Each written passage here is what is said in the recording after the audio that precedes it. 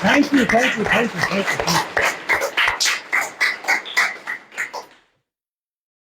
RCM में इतनी ताली क्यों बजाई जाती है मालूम है?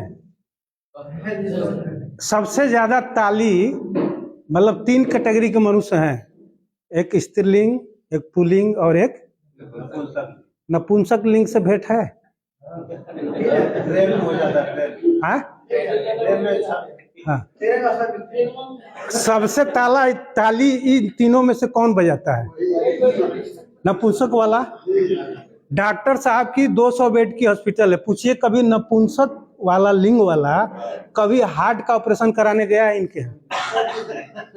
इसका मतलब है वो नपुंसक होने से नहीं है, वो इतना ताली दिन भर बजाता है कि उसको हार्ट का ऑपरेशन कराने की जरूरत ही नहीं पड़ेगी, क्योंकि ये वाइब्रेट होगा ना जब, तो ये हार्ट के सारे नस नाड़ी जो ब्लॉक हो रहे हैं उसमें जो कोलेस्ट्रॉल जमा हो रहा है ना, वो जमा होंगे ही नहीं दिन भर ताली बजाएंगे तो।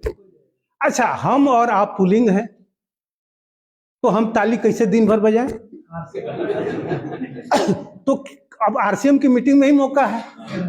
अगर आप चुपचाप घर में जाके ताली बजाएंगे तो पत्नी को शक हो जाएगा सर कि कहीं इसकी संगत नपुंसक वालों से तो नहीं हो गई। होगी कि नहीं होगी? हो जाएगी कि नहीं हो जाएगी? वो कहेगी कि तुम्हारी संगत कैसी हो गई यार, तू देख रहे अकेले में ताली बजा रहा है, कहीं उन लोगों के साथ तू भी तो टोल टैक्स पे जाके और वो पैसा नहीं मांग रहा है? कहीं उधर साड़ी पहन के नहीं घूम रहा है, शक हो जाएगा। तो साला जिए तो कैसे जिए? हार्ट की बीमारी ना हो, बीपी ना हो, शुगर ना हो, ब्रेन हेमरेज ना हो, ये सबका एक ही इलाज है, ताली बजाना। हाँ, तो इसलिए मीटिंग में बार बार आना है। रोज मीटिंग है, रोज आके एक बार ताली बजा लेंगे, कुछ नहीं भी मिलेगा तो कभी हार्ट बीपी शुगर नहीं होगा, इसकी गारंटी है। तो इस बात के लिए ताली बजा दीजिए कि ताली क्यों बजाना है? नहीं, आपकी नहीं बजेगा।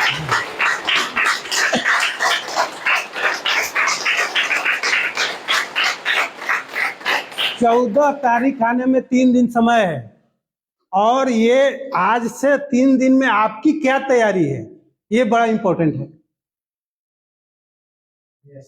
ये बड़ा इंपॉर्टेंट है कि ये 3 दिन में आपकी क्या तैयारी। अब आप क्या क्या कर सकते हैं, कल्पना करिए। आप कहने का मतलब ऐड करने की पूरी छूट मिल गई है हिंदुस्तान में, और ये आरसीएम यूं ही नहीं कर रही है, इसको भारत सरकार से सपोर्ट मिल रहा है।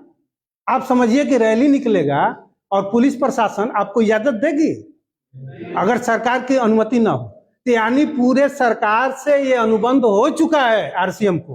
अब कल्पना करिए कि विदेशी कंपनियां डायरेक्ट सेलिंग कर रही हैं, उसमें कितने लोग टिकेंगे और कितने लोग भाग के आपके पास आएंगे।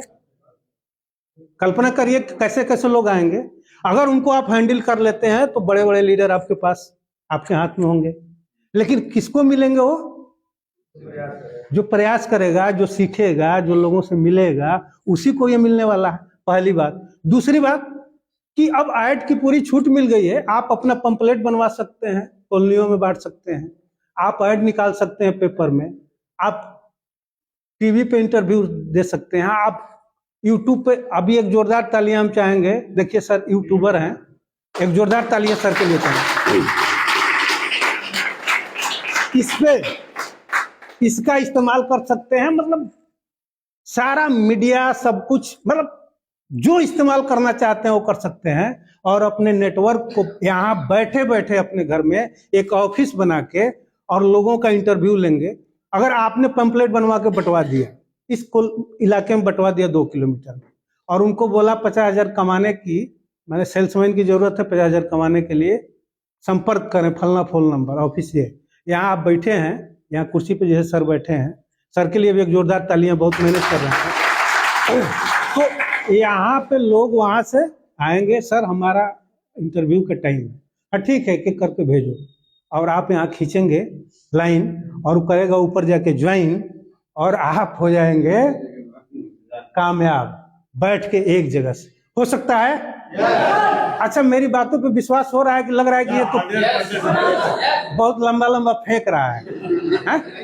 विश्वास हो रहा है? हो सकता है, कामयाबी मिल सकती है, सबको मिल सकती है। एक कहानी के माध्यम से अपनी बात को समाप्त करूंगा कि अब इंतजार खत्म हो गई है। अब इंतजार नहीं करना है, आपके अपने दिमाग को प्रैक्टिस करना है, अपने शरीर को, माइंड को, दिमाग को जितना प्रैक्टिस में लाइए उतना बड़ा आप नेटवर्क बनाएंगे। इंतजार नहीं करना है। इस इंतजार पे एक कहानी के माध्यम से मैं अपनी बात को समाप्त करूंगा। और हमारे बीच में नेटवर्क के बड़े धुरंधर, मतलब वो दुनिया का कोई भी नेटवर्क की बुक नहीं है जो सर के पास नहीं है। 2 बोरा किताबें तो मैंने देखी है, इनके पास रखी हुई और पढ़ते हैं। और पूरा नेटवर्क का ज्ञान है, पूरे वर्ल्ड के नेटवर्क का ज्ञान है। तो मैं उनका भी, हम लोग थोड़ा सा अनुभव यहाँ पे प्राप्त करेंगे। लेकिन अपनी कहानी के माध्यम से मैं अपनी बात को यहाँ समाप्त करूंगा। एक बार 2 गधे एक मैदान में चल रहे थे। कौन चल रहे थे? एक दुबला था और एक मोटा ताजा था। तो दुबले ने पूछा मोटे ताजे वाला से, यार तू तो बड़ा खाता पीता तंदुरुस्त दिख रहा है, तुम्हारा मालिक कैसा है, तुमको कैसे रखता है? तो मोटे ताजे ने कहा कि भाई हमारा मालिक बड़ा बिंदास है, हाँ, बहुत हल्की फुल्की चीजें धुलवाता है, रुई धुलवाता है, ये करता है वो करता है, और 4 घंटे का काम है, इसके बाद फिर हमको फ्री कर देता है, फिर हम घास चरते हैं और शाम को जाते हैं तो खूब दाना खरी बढ़िया एकदम क्वालिटी का देता है, खा पी के एकदम मस्त रहते हैं, इसलिए हम एकदम बिंदास हैं। तो उसने तो पूछ लिया, मोटे वाले ने थोड़ा सा देर के बाद पूछा, अच्छा लेकिन तू इतना दुबला पतला क्यों है यार?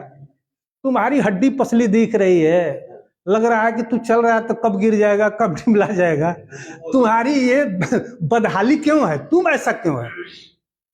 कहा क्या करें यार, हमारी बड़ी दुर्दशा है। हमारा मालिक बड़ा क्रूएल है, बड़ा क्रोधी है, हाँ, अब बड़ा काइया है। सुबह 7 बजे से लेकर के रात 9 बजे तक हमसे कभी ईंट धुलवाता है, पत्थर धुलवाता है, नमक की बोरी धुलवाता है, खूब धुलवाता है। दिन भर में कभी चारा भी नहीं देता, सूखा भूसा भी नहीं देता, और जो है तो बहुत जीने के लिए कभी कभी सूखा भूसा डाल देता है। अब सूखे भूसे से तो प्रोटीन मिलेगा नहीं, अभी सर बता रहे थे प्रोटीन के बारे में, तो प्रोटीन नहीं मिलेगा तो मसल्स कहाँ से बनेंगे, इसलिए हड्डी पसली सब दिख रही है। तो कहा उस मालिक के यहाँ तू कितने दिन से है? कहा 10 साल हो गया। तो कहा कि यार ऐसा क्रूएल आदमी है, हाँ, तो उस मालिक को तू छोड़ के भाग क्यों नहीं जाता? तो कहा कि यार एक इंतजार कर रहे हैं। कहा कैसा इंतजार? कहा मालिक एक खूबसूरत लड़की है, एक ही लड़की है और बहुत खूबसूरत है। कभी कभी वो अपने लड़की पे गुस्सा करता है तो कहता है कि अगर तू और इससे बड़ी गलती अगर आइंदा की तो उसी समय मैं तुम्हारी शादी इस गधे से कर दूंगा। बस उसी इंतजार में है कि कब मालिक का वो बड़ा वाला गुस्सा आए और उस लड़की से मेरी शादी हो और मैं वहां से छुटकारा मिल जाए।